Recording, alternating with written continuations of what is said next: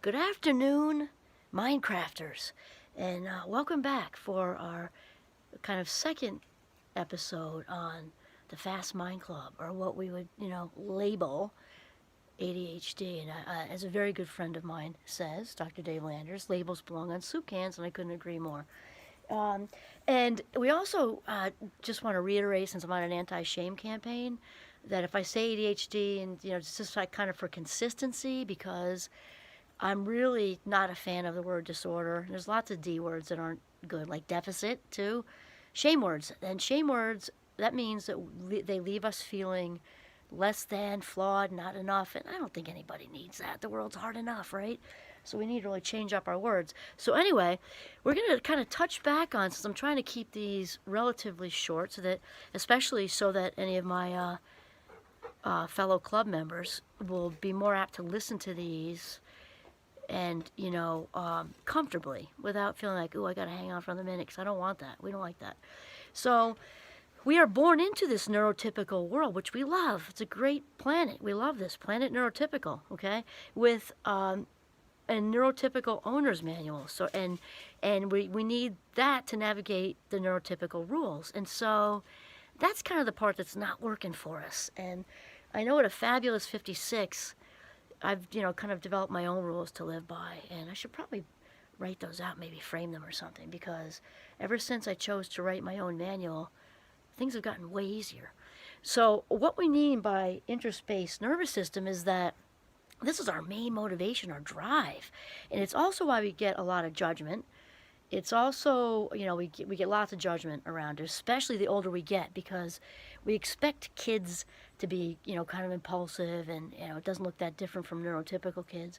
The older we get, though, there's a whole lot of judgment around, especially with adulting, and people not understanding that, it's very difficult for us to stay with things that aren't engaging to us. And we're often referred to as immature, irresponsible. That can be with job world, or parenting, or managing finances, or whatever. And then the best is, why don't you just grow up? And I want to say, thanks for the tip. Didn't think of that. Okay, so it's just all, shaming stuff, and a lot of those, the judgers, let's say, a lot of that judging comes out of this particular part of ADHD. There's other things too, all the squirrel jokes and all that, but the interest-based nervous system is where a lot of the immature, irresponsible, reckless, never going to grow up, Peter Pan, blah, blah, blah, blah, blah, blah. I'm a big fan of Peter, actually. And so it's important to explain here what's going on. So the neurotypicals certainly also would rather be interested in something. Let's say it's a workplace and it's a project. Of course they'd rather be interested. Everybody wants to be interested. The difference is, for the neurotypical, it's they enjoy being interested in challenge. We all do, and they find this helpful in pursuing a project, sticking with it until completion, and all that kind of thing. But for them, they find it helpful, and it's a bonus. Even though it might be a strong drive, it's still kind of extra. Whereas, for the fast minders, this is a major part of our decision-making process. Do I take this on? Do I stay with it? If I do stay with it, do I stay with it till the end? And this stick-to-itness thing, that the interest base is huge for us, kind of following through and finishing something, which is why it's sort of classic to have lots of projects with untied strings, because most of us are like Cinderella, that whole pumpkin thing, when the clock strikes midnight, once we're sort of done with it, we moved on to another shiny object, then that's it. And so the thing is, there are three things that, and I got to give William Dodson credit here. I have to tell you, he writes for ADDitude, and his most recent article, at least that I've read in there, is probably the best article, and that's a statement that I've ever read. It's just The Secrets of ADHD, I think it's called. I'm paraphrasing, but you get William Dodson, I've got that, in ADDitude. And he talks about how the neurotypicals, like, three things kind of weigh in with their decision-making process, and also accepting a project, staying with it, and finishing it, and all that kind of thing. And the first is the whole concept of importance, like whether or not they deem this to be worthy of their time and things like that. And it's whether or not they should get it done. And this can also have a lot of external factors, and they're big on the shoulds and ought tos. And for me, using the word should and ought to, that just to me represents really rigid thinking, but that's how we're different right there. And the second one is a concept of secondary importance, which I also like. It has to do with, like the powerful people. I shouldn't say the powerful. Well, they are powerful in an intimate sort of way. Powerful people in our lives. So it might be boss, teacher, professor, also a teacher, obviously. I just want to put a little grown-up spin on that one. And also, if it's important to, say, boss, if it's important to parents, I forgot if I said that one. If it's important to the people in our lives, like it's a partner or spouse or something, it's really important to them. And that can really weigh in. And with us, that can weigh in the beginning. But if it's going to be a long-term stick-to-it thing, even that can kind of, wane a bit. And then the third one is the concept, back up. The power people, if they think it's important, like we should think it's important. And ADHDers really, really try. We have big hearts. We have really big hearts. It's just that when things get boring, they're monotonous and bland, like dry white toast. It's just really hard to stay with that stuff. So, and we can't help it. That's the thing. And when we say we can't help it, that's when, the floodgates open for immature, irresponsible, blah, blah, blah, blah, blah. Grown-ups have to do things we don't want to do. Well, I think we all know that since, we're out there working and making money and adulting too. It's just a lot harder for us to adult in the same way. And I have to say, I don't want to be very clear that I'm not in any way meaning to put down neurotypicals. I think these are admirable traits and qualities. We're just all different. I'm such a fan of neurotypicals. I'm married to one. So that isn't the deal. The idea is just to explain that we are different and it's a brain thing.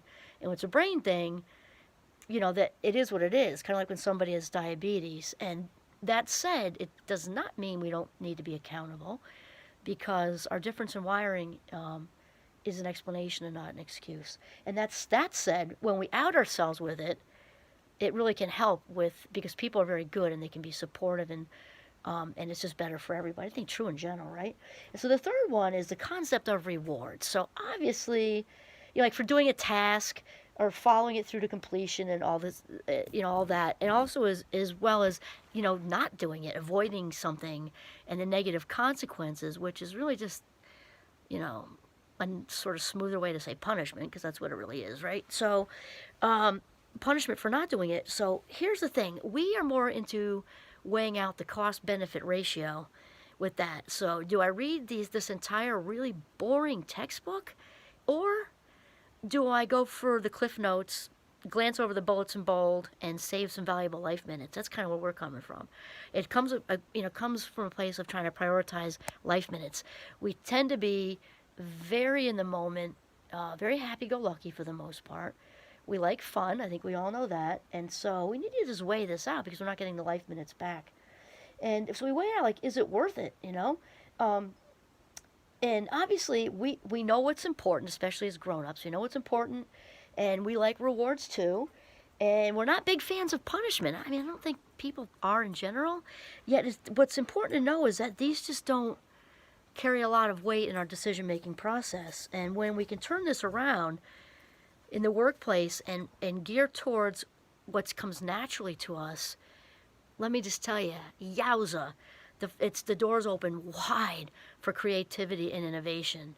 And when and the workplaces are getting more savvy with this, and differences in general, not just ADHD, that's particularly my, passion to talk about, but autism spectrum, or, those with bipolar can be extremely creative also. And when we really get to a place where we're embracing gifts instead of, kind of resisting what's different, it's better for everybody, including the whole world. And so these things can be enormously motivating in the neurotypical world, but not for those in the Fast Mind Club.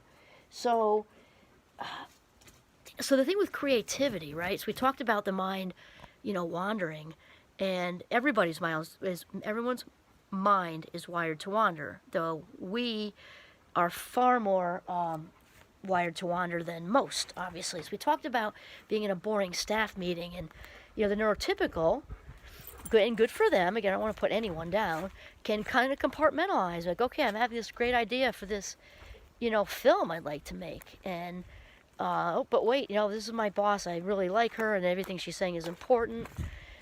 Maybe not the most interesting, but I need this stuff. I'm up for a promotion, blah, blah, blah, blah, blah. Whereas the ADHDer, fast minder, is sitting there with a big smile on and a seemingly attentive gaze. And by the time they leave the meeting, they've got like, half of the film, worked out kind of thing. So that said, remember, we've got Robin Williams, Whoopi Goldberg, Leonardo da Vinci. And I have to tell you, when I was in that museum, and it's difficult to diagnose dead people, obviously, but I think they're pretty spot on with that one, because his museum, which is probably one of my favorites ever, it's just so exemplifies. It's an outward expression of how his mind works. There's lots of interest in all different areas. You go from the flying machines to the human body to just all over the place, and many of them are undone because he just was done now. So I'll tell you that for me, a lot of this, and this is positive and negative, because here we have, the negative consequences as a child, let's say, and teenager, and young adult and adult. And then we've got, like the CEO of JetBlue, who's obviously, lots of, because these attract us. Jobs that involve creativity and freedom attract us. So it's no big surprise that some CEOs and comedians and actors and people have made it big are in the club, or in the Fast Mind Club. And this is important too, because we should talk about the passion piece, because this is another gift. The creativity and the innovation are probably our biggest gift to offer the world, in addition to being very fun-loving. But here's the thing, it's not like we can help it. We couldn't shut that stuff off if we wanted to. Like, we can't do miserable in a job. We just can't, which is why many times we jump around to jobs, and then we're, of course, judged. Why can't she stay? Why can't he? Why can't they? Blah, blah, blah, blah, blah. It's because they haven't found the right place. We need a lot of change.